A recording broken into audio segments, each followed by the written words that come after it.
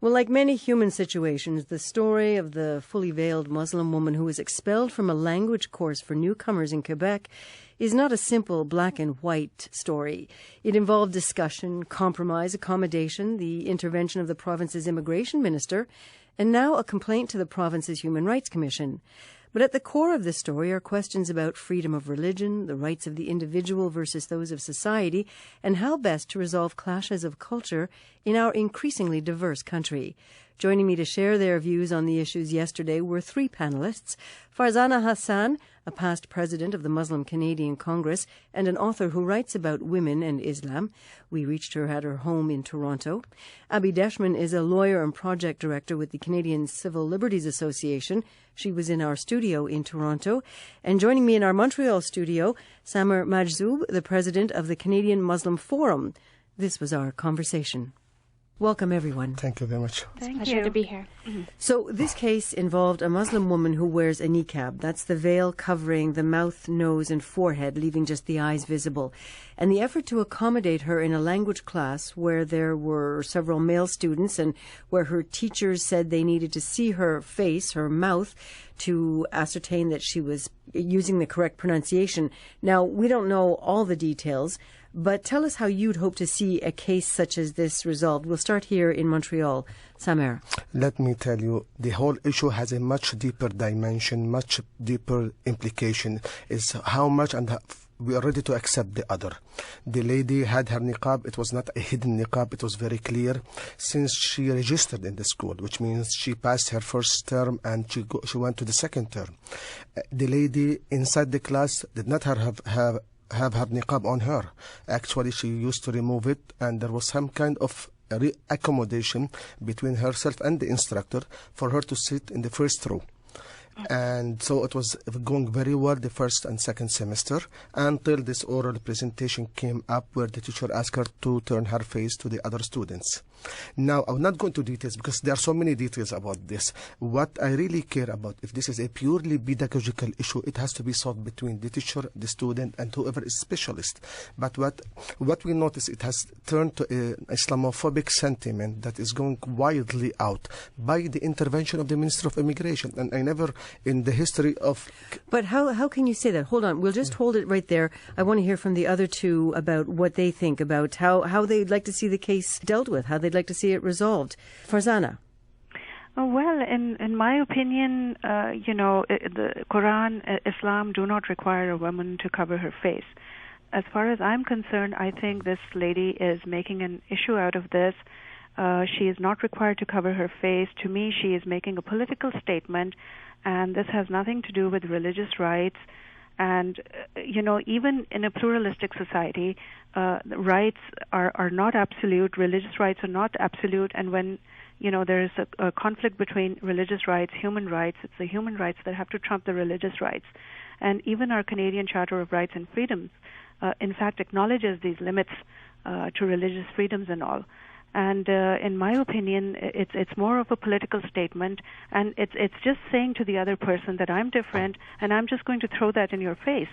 If she can expose her face around the Kaaba in Mecca during Hajj, then she can comply with regulations here. And to me, this is just making an issue out of nothing.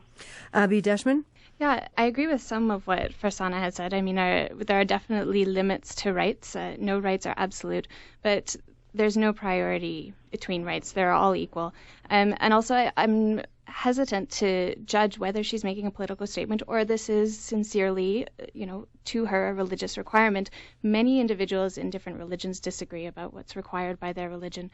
And what we should be concerned about here is not necessarily who's right and who's wrong in terms of the religious doctrine, but what's the effect on this individual. At base, reasonable accommodation has to do with equality. It has to do with ensuring that everyone, given physical disabilities, religious requirements, gender, sexual orientation, can participate fully in our society. Well, you see, in a pluralistic society, as I was saying before, it's a question of balancing individual rights with collective rights. And here we have to not only consider the rights of this lady, we also have to consider the rights of the students, of the other students, of the professors, of the teachers who are interacting with her. What about their rights? And as Abby was saying, it has to be everybody. Everybody's rights have to be acknowledged, and that's the premise that I'm taking. Summer, you want to jump in here? Yes, I would like just to add up on this issue. The lady did not breach the rights of any other person. Okay, it is her conviction, and I'm not here to go into details whether this is Islamic purely accepted or not. This is another issue. It's not our territory. For me, a lady, or this is a symbolic that she has been denied access to education, while we scream all over the world that all women have the right to have access to education. Here I'm asking a pharmacist. She's a pharmacist that is so much looking to integrate in the society, so much looking to study French. When she was expelled from the first school, she tried her best and she was enrolled in second school. In both cases, she was registered because there was no law to prohibit her from being registered. So this is number one. Number two, why this matter went out so much in the media? Why there was political interference on this? I'm so worried that this case in particular has been abused politically speaking. It is being used for political purposes. The lady was expelled in November, and the case was November, which means 4 or 5 months ago. Why it just came up now? Why everyone is talking about it? Since when the Ministry of Immigration gets involved for a student that is expelled? I mean, she is a student. The bottom line, she is only one student. Okay, it's not a whole group of students that were expelled. So it is being politically used. This woman or any other woman, I'm not here a lawyer for her. I'm not representing her. I'm representing a whole issue of basic human right for any human. But we heard that there was reports of the other students in the class being asked to move, the men to turn a different way. I mean, I don't want to go into details, but let me tell you this. But this is the thing. These are the details. And to the best of my own knowledge, there's a big twist of facts of the whole story. Her version went into public when she accepted to go speaking to CBC and Radio Canada and others. No, it was not the case. Inside the class, for the first and the second semester, she used to sit in the first row and removing her niqab. There was not an issue about this. The only thing came up when the teacher decided on an oral presentation to ask her to turn her face to the other students. Here she asked that she herself stays where she is and facing the teacher. And then the teacher in an angry reply, she said, do you want me to ask the guys to turn their faces to the wall? She said no. So she was not behind the question or the request. And that's why I'm looking at this matter not on an individual basis, because this is so much take and give. I'm looking at this matter from a human right dimension.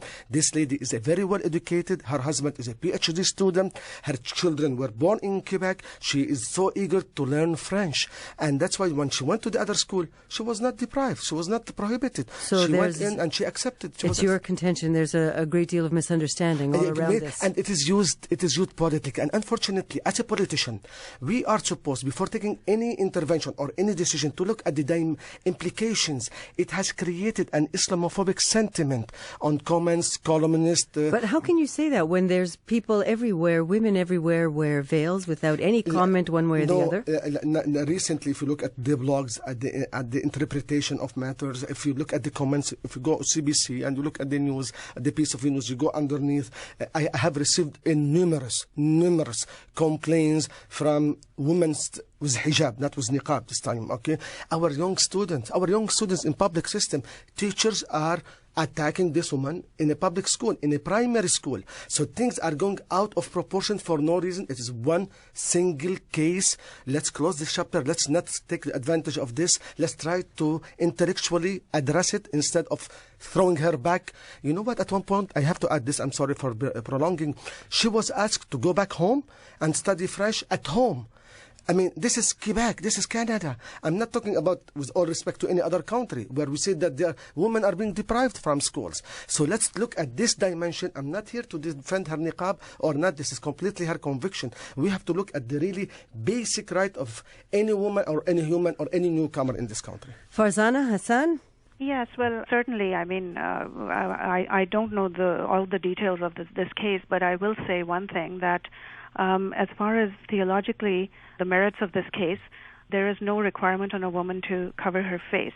That said, I understand that some people interpret religion according to their personal likes and dislikes or their personal experiences. However, let me also say that this opinion that a woman needs to cover her face is a minority view, and in fact it contradicts the consensus of the community. It is an extreme position.